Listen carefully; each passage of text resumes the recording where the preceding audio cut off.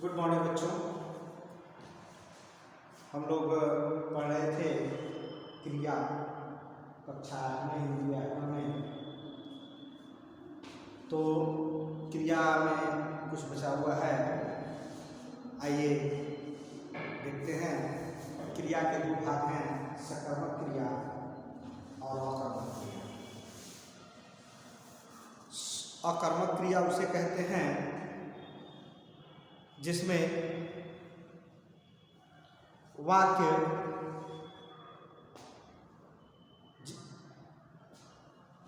जिसमें क्रिया के साथ साथ कर्म का उल्लेख होता है, उसे हम सकर्मक क्रिया कहते हैं। ऐसा वाक्य जिसमें क्रिया के साथ साथ कर्म का उल्लेख किया जाता है, उसे हम सकर्मक क्रिया कहते हैं। जैसे कशिश हंस रही है, कशिश हंस रही है।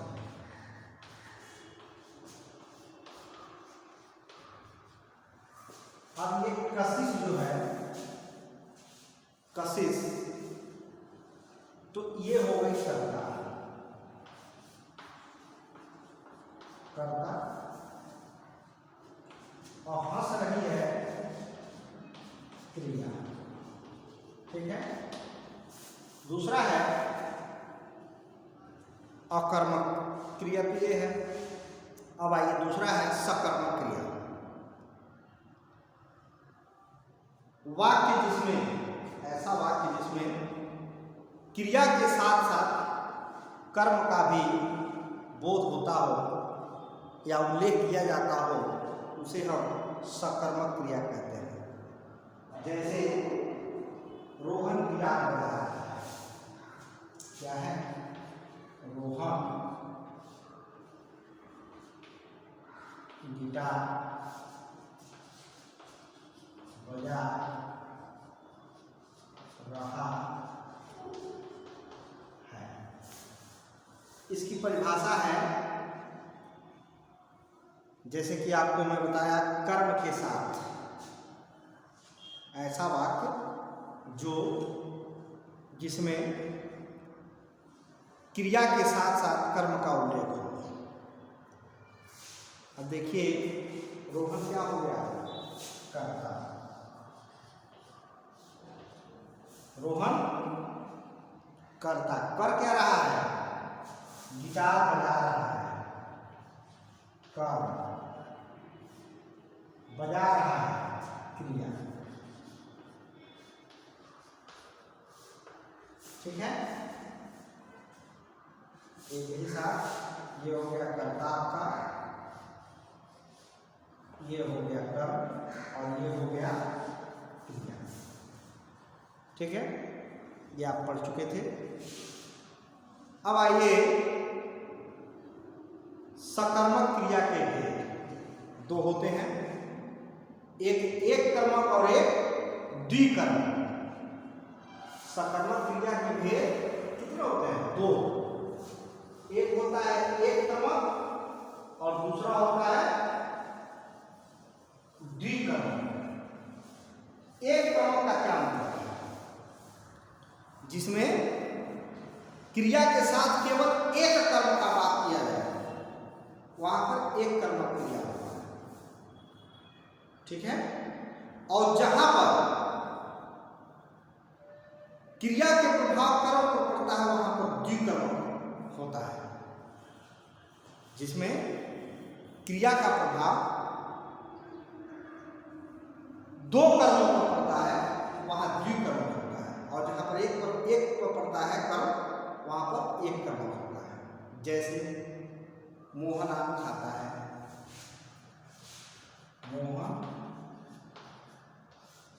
आम खाता है। अब इसमें आपको छांटना है, मोहन आम खाता है में कर्ता, कर और क्रिया। ये कौन है? कर्ता हो गया। आम क्या हो गया? कर्म हो गया। खाना क्या हो गया? क्रिया हो गया। ठीक है, कर्ता कर्म और क्रिया, यहाँ एक पर प्रभाव पड़ रहा है, एक ही कर्म एक है, लेकिन जहां दो पर होगा वहां पर द्विकर्म हो जाएगा। तो कैसे? माँ बच्चे को सेब खिलाती है। अब यहां देखिए द्विकर्म का उदाहरण, माँ बच्चे को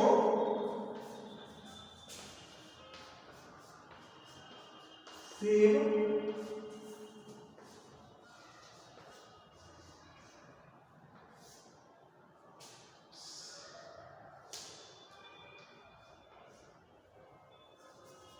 माँ बच्चे को सेब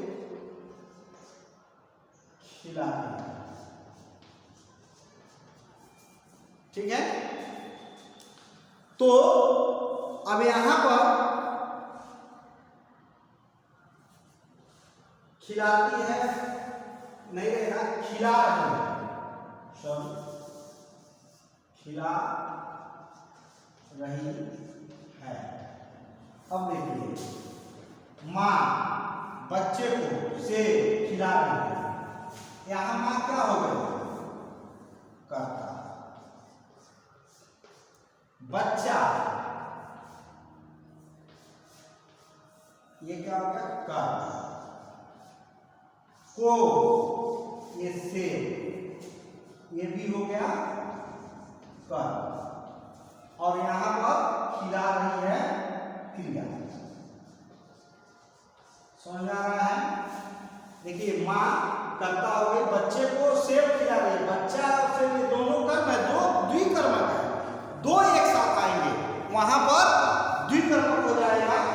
माँ बच्चे को सेब खिला रही है, माँ हो गई कर्ता, बच्चा भी हो गया कर्म, और सेब ये दोनों एक साथ आए, इसलिए यहां पर द्विकर्मक हो गया।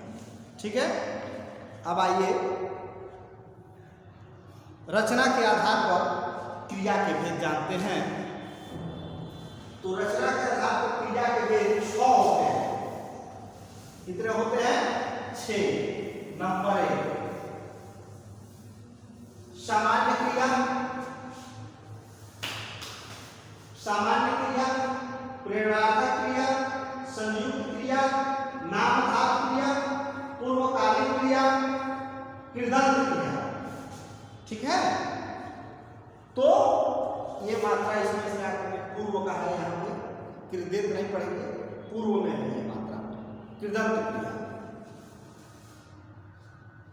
अब सही हो गया, पूर्व क्रिया और कृदंत क्रिया। अब देखिए इसमें आता है सामान्य क्रिया पहला। तो क्या है? जिस वाक्य में एक ही क्रिया का प्रयोग किया जाए उसे सामान्य क्रिया कहते हैं। जैसे मोनू ने दुकान खोली, मोनू ने दुकान खोली। ठीक है, अब यहां पर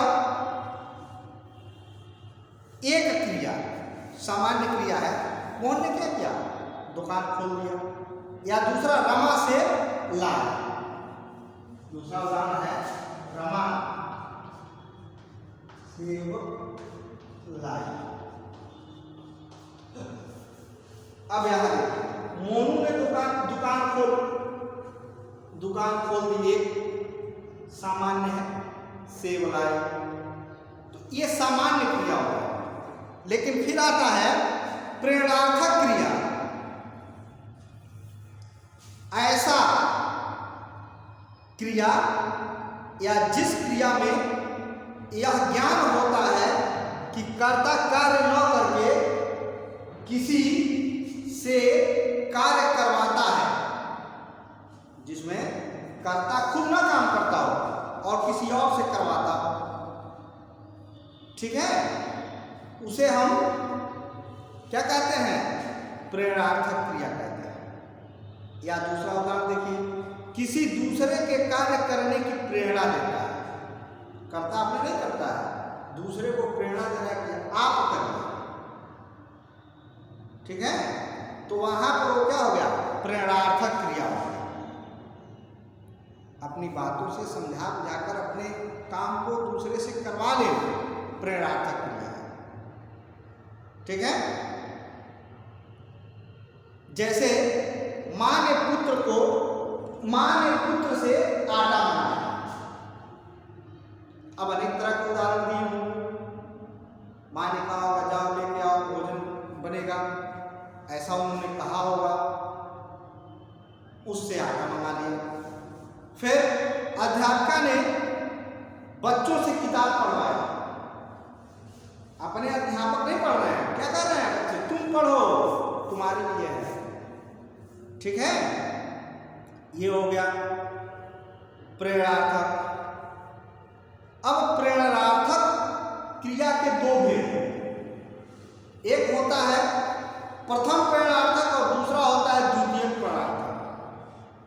तो जिन क्रियाओं को कर्ता में शामिल होकर कार्य करने की प्रेरणा देता है उन्हें प्रथम प्रेरणार्थक कहते हैं।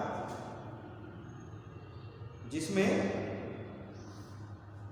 क्रिया स्वयं कर्ता में शामिल होकर कार्य करने की प्रेरणा दे दो, उसमें शामिल होगा ऐसे करो। जैसे कि दादी जी सोना को पढ़ाती है। ठीक है, तो दादी जी पढ़ा रही है, खुद पढ़ के तब पढ़ा दे रही है। अब उसमें सम्मिलित हो गई, या बच्चे भी पढ़ रहा है, दोनों एक साथ मिल गए। ये हो गया प्रथम प्रेरणार्थक। दूसरा है द्वितीय प्रेरणार्थक। जिन क्रियाओं में कर्ता स्वयं सम्मिलित न होकर दूसरे के कार्य में करने की प्रेरणा देता है उसे हम द्वितीय प्रेरणार्थक कहते हैं। जैसे कि मैंने कहा कि आपका कोई काम हो, किसी और से कह के करा लें कि जाइए जरा कर दीजिए, बहुत जरूरी है, ये हो गया क्या, द्वितीय प्रेरणार्थक। जैसे अध्यापक बच्चों से कहानी सुनवाते हैं। अध्यापक आ गए, तबीयत खराब हो गई, बोलने की शक्ति नहीं रही, किसी एक बच्चे को खड़ा कर दिया, कहे कि जरा तुम सुनाओ एक कहानी, जो गीत गाओ, ऐसा उन्होंने कह दिया। तो अपने नहीं करके दूसरे से करवा दिया। ठीक है, तो ये क्या हो गया, ये द्वितीय प्रेरणार्थक हो गया। प्रेरणार्थक क्रिया के दो भेद, एक खुद पढ़ना और उसी में मिल जाना। जैसे हम आपको कविता अगर पढ़ा रहे हैं, आपको कहें मेरे साथ पढ़िए, हमने एक कविता पढ़ा, आप मेरे साथ उच्चारण कर रहे हैं, हम दोनों लोग पढ़ने वाले क्या हो गए, ये प्रथम प्रेरणार्थक हो गया, दोनों एक में मिले हुए।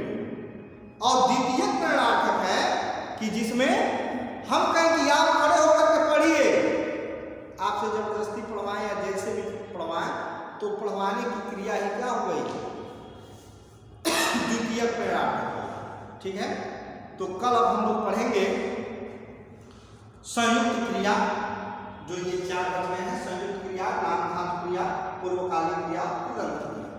ठीक है।